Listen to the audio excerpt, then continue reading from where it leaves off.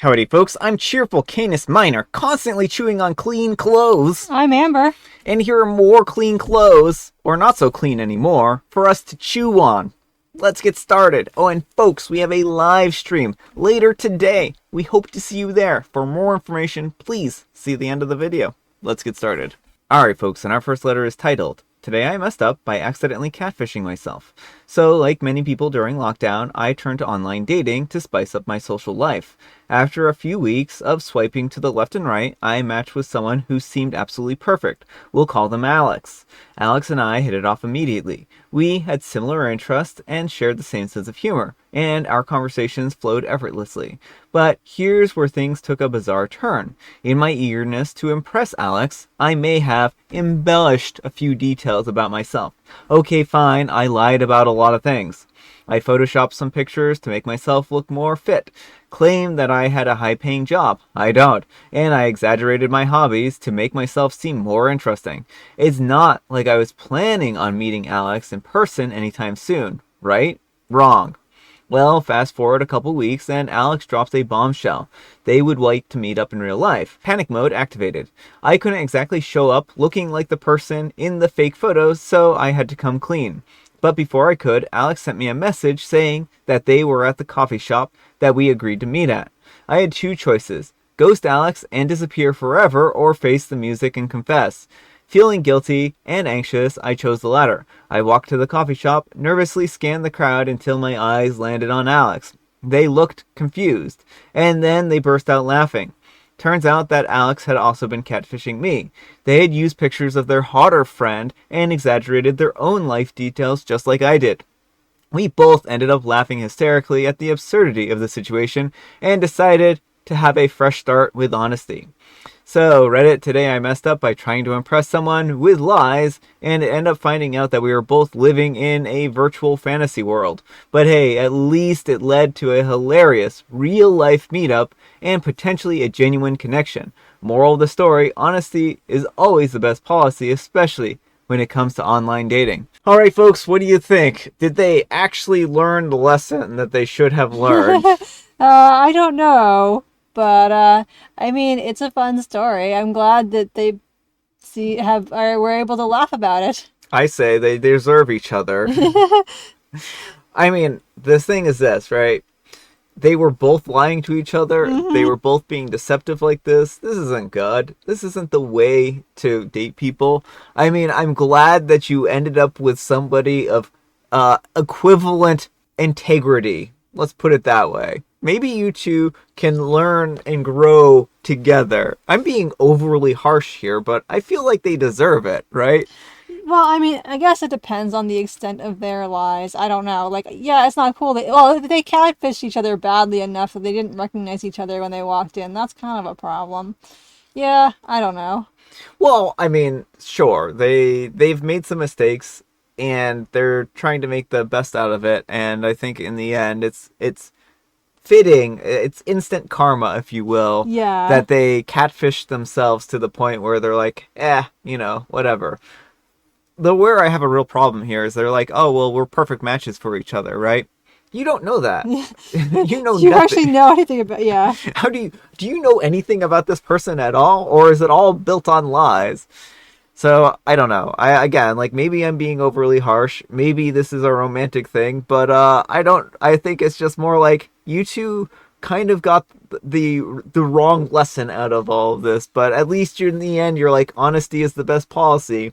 Sure doesn't seem like that's what you got out of this, but that's what they say they got out of it. But let me know what you folks think. So anyhow, take care and good luck. Alright folks, and our next letter is titled, Am I the jerk for saying that if I, a 23-year-old female, was a housewife, then I wouldn't have anything to do? This happened last night, and I've been feeling a little bad about it ever since. My background is that my husband is a 23-year-old male, and I'm a 23-year-old female, and we've been together for about 4 years, married for about 6 months now. And we both work full-time, and aren't planning on having any kids until we're 30 or so. Yes, kids are very expensive. We live in a small, one-bedroom apartment. We met another couple, James, a 26-year-old male, and Leah, a 28-year-old female, a few months ago at a church event. James and Leah are both quite conservative, while my husband and I are not. This is relevant. James and Leah recently told us that they wanted to get to know us a little better and invited us over for dinner last night. They live in a small one-bedroom apartment similar to ours. They also don't have any children. When my husband and I went over last night, we started talking about James's busy work schedule and his recent switch from hybrid to fully remote working. I asked Leah if she also worked remotely, and then she told me that she was a homemaker.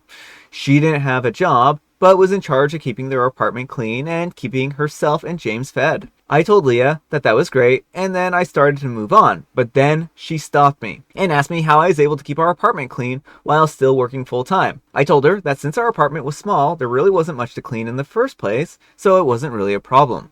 Leah laughed and said, yeah, I used to think that too, but now that I actually clean my apartment, I realize how filthy it used to be. I chuckled with her and then again trying to change the subject, but Leah said, so you probably don't actually keep it clean. Your husband probably isn't eating well enough either, since you don't have time to prepare all of his meals. Now that I don't live that way anymore, I couldn't imagine going back. It's just so depressing. I was a little irritated that she was harping on this and said, well, my husband actually does a lot of our cooking himself. I can usually deep clean our whole apartment in 2 hours. There's just not that much space. So if I didn't work, I would have no idea what I would do all day long. This was apparently the wrong thing to say, as Leah got noticeably huffy and told me that actually cleaning and making meals keep her very busy every day, and that this was a full-time job. We left shortly afterwards, and it was an awkward goodbye. My husband doesn't think that I did anything wrong, but I also know that we're biased. So am I the jerk for diminishing Leah's role? All right, folks, what do you think? No, I don't think OP's a jerk. It's not like she came out and insulted Leah. Leah was kind of like harping on OP, like, oh, you can't possibly be taking care of your house and treating your husband well because you work. As if working people can't like balance their, like, it's just really, really gross what Leah was doing. And I understand that, like, it probably hurts to have feel like what she's doing denigrated, but she did it to OP first, and OP was just kind of stating the fact that I don't know what I would do with myself if I didn't, work. Yeah, I think Leah in this particular case was the instigator.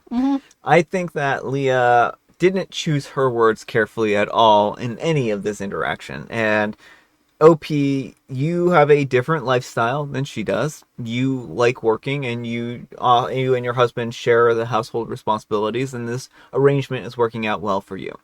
And that's fine. If it makes you two happy, that's great. Leah and her husband have a different arrangement.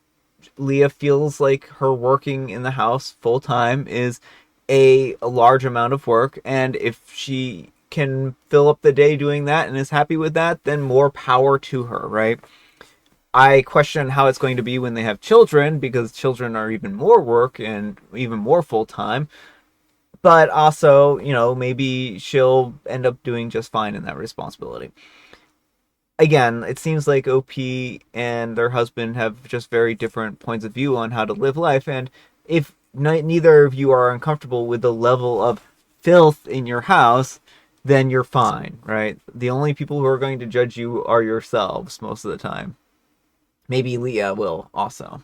Oh, of course. Like, do not invite Leah to your house, because then she's going to pick out every mote of dust that she sees and be like, this is why you should be staying home and cleaning your house. Yeah. So it really feels like either Leah is trying to convince OP to quit their job and become a full-time stay-at-home wife, or they are searching for validation in the work that they're doing. Right, and it could be a combination of both. It could be guilt, feeling like, oh, OP is working and, like, I'm just in the home, and, if that's a choice that she likes and is happy with, she shouldn't be comparing herself to other people. And it could also be that, like, to feel validated, she needs other women who are in a similar boat, and so she's trying to coerce OP into, like, joining her. Yeah. Well, it almost feels like to me that she's trying to justify her position in the household by saying, look, it's so much work. Full stop. You don't need to justify your lifestyle choices to anybody, right? If this is something that you and your husband are both happy with, then that's fine. That's great. you can be happy in that. You don't have to justify your existence to that degree. Right. Well, and it's also not her place to dictate other people's Mm-hmm. way they run their lives. Like her insinuation, oh, your husband must be not getting proper meals. Like that was so uncalled for. Mm-hmm. And again, it's not OP's responsibility to make sure her husband is fed. So I think that Leah is misguided, and I don't really think that OP was intending to come across as hurtful. They were just saying that this wasn't really, they didn't feel like they would have a full day doing this, and that would probably be the case. Maybe OP isn't a person who wants to do full 8 hours worth of cleaning every single day in a tiny little apartment. Let me know what you folks think. So anyhow, take care and good luck. All right, folks, it is tea time. Grab your beverages of choice. I've got some tea right here, and Amber. She allegedly has a joke, but it probably is just another rhyme. What do you call a cubic cardboard fighter? You call it a corrugated clubber. A boxer. Oh, a boxer? Well, it's kind of similar to what I was saying. A corrugated clubber is, yeah, a lot like boxing. And I have some Mega Mint tea. And the ebook version of Reader Beware is currently on sale for 99 cents. Yes, so if you want the version of that, if you want to read one of Amber's stories out of that book, out of that collection of stories, then you can pick it up for 99 cents. A great deal. I'll put the link below. Or you can also check out the link on the community page. Alright folks, that's all the time we have for today. Thank you so much for watching. Happy Friday! We made it to the end of the week, folks, and I hope that your week went alright. But don't forget, we have a live stream later today. Make sure to check your appropriate time zone. Hopefully, I'll actually have it scheduled by the time this video goes up, but I don't know if I will. Amber, we need some kind of moral advice and or guidance, and please have it in the form of a little white lie. This is bad advice. This is not moral advice to take, but if at first you don't succeed, lie and lie again. I think the first author of the first post would agree with that. Yes, but remember, this is bad advice. It is not good advice. Do not take it. Thanks so much for watching, and we'll see you all tomorrow. Bye!